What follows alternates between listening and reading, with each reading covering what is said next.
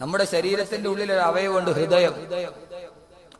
ഹൃദയം 300 ഗ്രാം തൂക്കമുള്ള, ഒരു മുഷ്ടിയുടെ, കൈയുടെ മുഷ്ടിയുടെ വലിപ്പമുള്ള, ശരീരത്തിന്റെ വലതുഭാഗത്ത് ിരിക്കുന്ന ചെറിയ അവയവമാണ് നമ്മുടെ ഹൃദയം. ഒരു മിനിറ്റിൽ 72 പ്രാവശ്യം ഹൃദയം സ്പന്ദിച്ചുകൊണ്ടിരിക്കണം.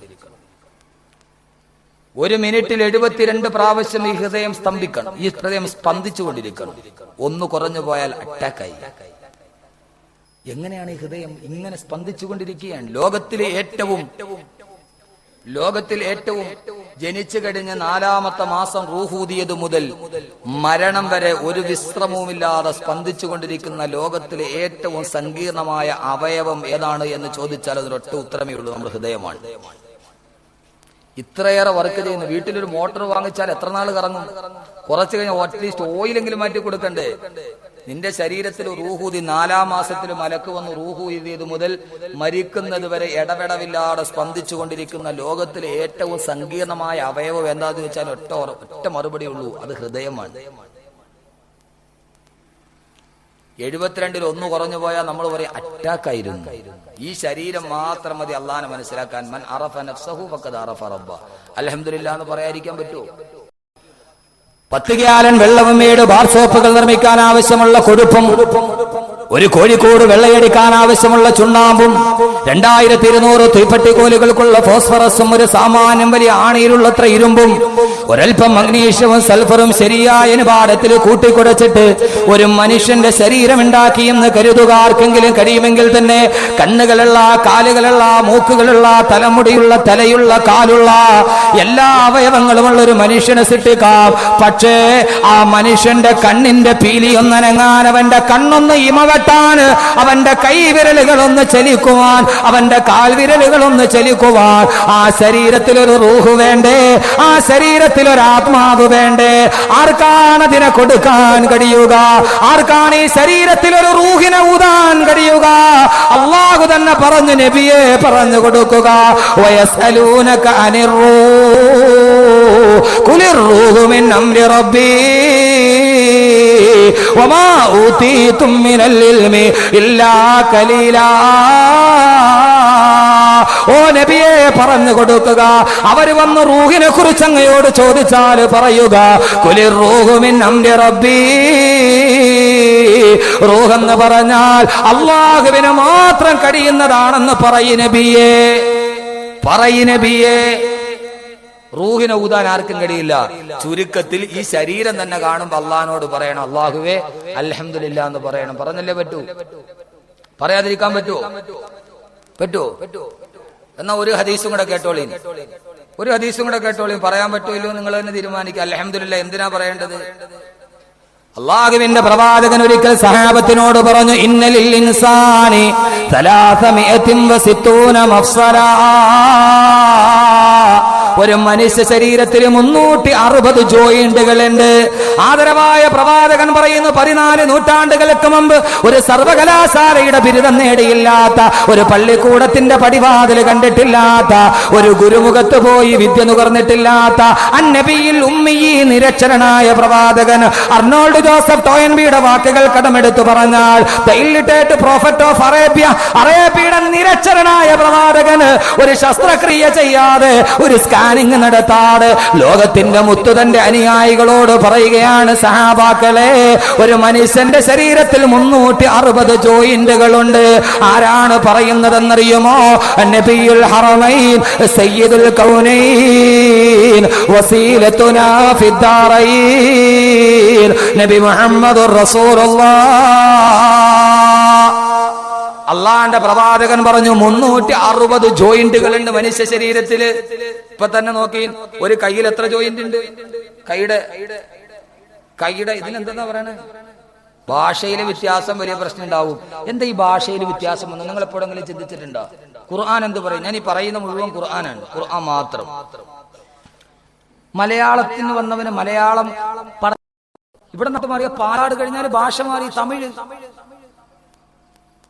തമിഴൻ എത്ര പാടുപെട്ട് മലയാളം പറയാൻ വേണ്ടി ശ്രമിച്ചാലും പറ്റൂല. 20 വർഷം കേരളത്തിൽ താമസിച്ചവനോട് വാഴപ്പഴം എന്ന് പറയാൻ അവന് പറ്റില്ല, വാളപ്പഴം എന്ന് തന്നെ പറയും. വഴങ്ങില്ല.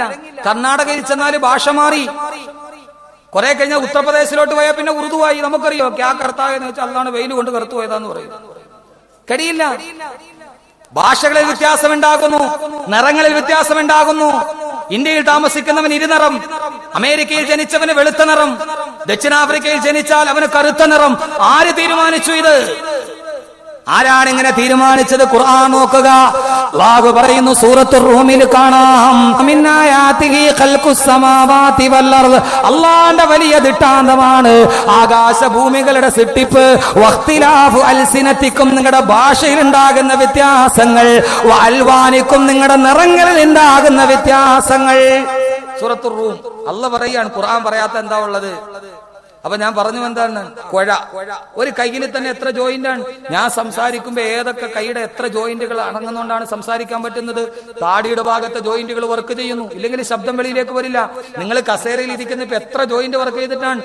നടുവിന്റെ ജോയിന്റ് വർക്ക് ചെയ്യണം, കാൽമുട്ടിന്റെ ജോയിന്റ് വർക്ക് ചെയ്യണം, കഴുത്തിന്റെ ജോയിന്റ് വർക്ക് ചെയ്യണം, കൈയുടെ ജോയിന്റ് വർക്ക് ചെയ്യണം. വർക്ക് ചെയ്തില്ലേ കൈ ഇങ്ങനെ തന്നെ ഇരിക്കുള്ളൂ, ഇല്ലേ? വർക്ക് ചെയ്തുകൊണ്ടല്ലേ ഇങ്ങനെ അടിക്കാനും ഇങ്ങനെ നിർത്താനും. ഈ വർക്ക് ചെയ്യാത്തൊരവസ്ഥയെ കുറിച്ച് നമ്മളൊന്ന് ആലോചിച്ച് നോക്കിയാൽ റോഡിലൂടെ നടക്കാൻ പറ്റുമോ? നടക്കാൻ പറ്റും. ഇങ്ങനെ തന്നെ ഇരിക്കുന്ന അവസ്ഥ. നിങ്ങൾ അൽഹംദുലില്ലാ പറയുന്നത് എന്തിനാ? ഞാൻ വളരെ സരളമായ ഭാഷയിൽ പറയാൻ. നമുക്കെങ്ങാനും നടുവൊന്നും മടക്കാൻ പറ്റാതെ വന്നിരുന്നെങ്കിലോ, മുട്ടൊന്നും മടക്കാൻ പറ്റാതെ എത്രയോ ആളുകൾ വയസ്സായി കഴിഞ്ഞാൽ. അള്ളാഹുവിന്റെ പ്രവാചകൻ പറഞ്ഞു, മനുഷ്യ ശരീരത്തിൽ 360 ജോയിന്റുകൾ ഉണ്ട്. ഓരോ ജോയിന്റുകളും വർക്ക് ചെയ്യുമ്പോ അതിന് അനുഗ്രഹം തന്ന അള്ളാഹുവിന് ആ അനുഗ്രഹത്തിന് പകരമായി ഓരോ ദീനാറുകൾ നിങ്ങൾ സദക്ക ചെയ്യണേ.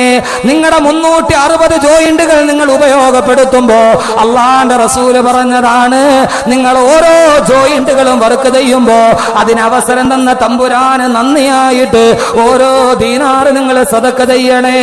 ഇത് കേൾക്കേ താമസം എന്ന് പറഞ്ഞാൽ, ഞാൻ 2 മണിക്കൂർ സംസാരിക്കുമ്പോ എന്റെ കൈ ചലിക്കുന്നു, എന്റെ കാല് ചലിക്കുന്നു, എന്റെ നാവ് ചലിക്കുന്നു, എന്റെ താടിയെല്ലാം അനങ്ങുന്നു.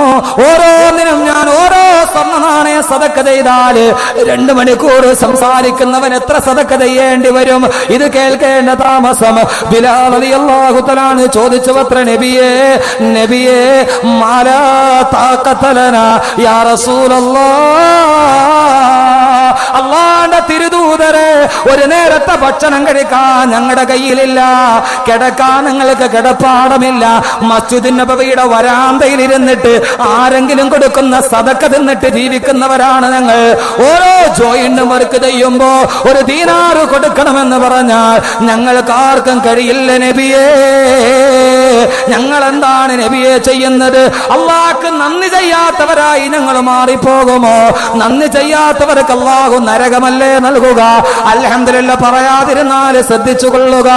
അള്ളാഹ് ചെയ്ത അനുഗ്രഹത്തിന് നന്ദി രേഖപ്പെടുത്തിയേ മതിയാകൂ. അള്ളാഹുവിന്റെ പ്രവാചകനോട് ചോദിച്ചപ്പോ അള്ളാഹുവിന്റെ റസൂൽ പറഞ്ഞ മറുപടി എന്തെന്നറിയുമോ? ബിലാലെ, ഭയക്കണ്ട, നിന്റെ കയ്യിൽ കൊടുക്കാൻ നിനക്ക് ദീനാറില്ലയോ? വകുല്ലു തക്ബീറത്തുൻ സദഖ വകുല്ലു തഹ്ലീലത്തിൻ സദഖ വകുല്ലു തഹ്മീദത്തുൻ സദഖ. നിനക്ക് ദീനാറ് കൊടുക്കാൻ കഴിഞ്ഞില്ലെങ്കിൽ നിന്റെ ഒരു കൈയുടെ ജോയിന്റ് വർക്കാകുമ്പോ നീ നാവ് കൊണ്ട് പറഞ്ഞോ അൽഹംദുലില്ലാ എന്ന് പറഞ്ഞോ. അതൊരു സദഖയുടെ സ്ഥാനത്താണെന്ന് ശഫീഉൽ വറാ നബിയുൽ മുജ്തബാ ഫഹുമി വവസിലി വാഹിദു യദി ഇൻഷാ അല്ലാഹ് മുഹമ്മദുർ റസൂലുള്ളാഹ്. അള്ളാന്റെ റസൂൽ നിന്റെ സദക്ക ചെയ്യാൻ ദീനാറില്ലേ? കൈയുടെ വിരലൊന്നും മടങ്ങിയാൽ നീ 3 അൽഹംദുലില്ലാ പറയണം. എത്ര പേര് പറയാറുണ്ട്? ഇല്ലെങ്കിൽ അള്ളാഹുവിന്റെ അടുക്കൽ നന്ദി കെട്ടവനാണ് നീ. അള്ളാഹു നമ്മളെ കാത്തുരക്ഷിക്കട്ടെ. ഇപ്പൊ അള്ളാഹ് പറഞ്ഞ മനസ്സിലായി അൽഹംദുലില്ലാ എന്ന് പറയാൻ. വഖുൽ അൽഹംദുലില്ലാ, നീ അൽഹംദുലില്ലാ പറഞ്ഞു. പക്ഷെ ബൽ അക്സറുഹും ലാ യഅലമൂൻ, അള്ളാഹ് പറയാം. പക്ഷെ ഭൂരിഭാഗം പേർക്ക് എന്തിനാ പറയണേന്ന് അറിഞ്ഞൂടാ. അള്ളാഹ് തന്നെ പറയാണ് ബൽ അക്സറുഹും ലാ യഅലമൂൻ, ഭൂരിഭാഗം ആളുകൾക്ക് എന്തിനാ പറയണേന്ന് അറിഞ്ഞുകൂടാ. അള്ളാന്റെ റസൂല് പറഞ്ഞു, നീ 1 ഗ്ലാസ് വെള്ളം കുടിച്ചോ. 1 ഗ്ലാസ് വെള്ളം കുടിച്ചിട്ട് നീ വെള്ളം കുടിച്ചു കഴിയുമ്പോ അള്ളാഹിനോട് പറയണം, അല്ലാഹുവേ അൽഹംദുലില്ലാഹ് അല്ലദീ ജഅലൽ മാഅ അദ്ബന ഫുറാതൻ ബിറഹ്മതി.